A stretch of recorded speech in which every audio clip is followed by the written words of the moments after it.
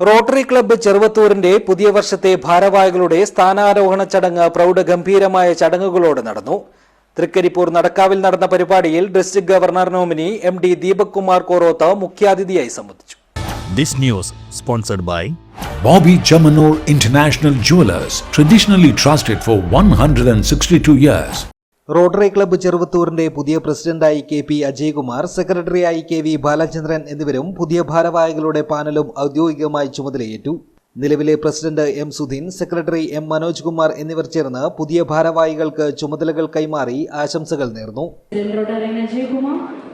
To honor the contributions of our outgoing President, Rotarian Ajay Kumar will install Rotarian Sudhin as the immediate past President.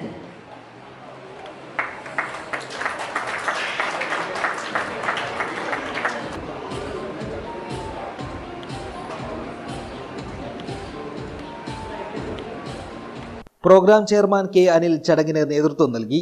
Rotary district governor MV Mohandas Menon, Rotary International president Olayinka Babalola എന്നിവരുടെ സന്ദേശങ്ങളും ചടങ്ങിൽ പങ്കുവച്ചു.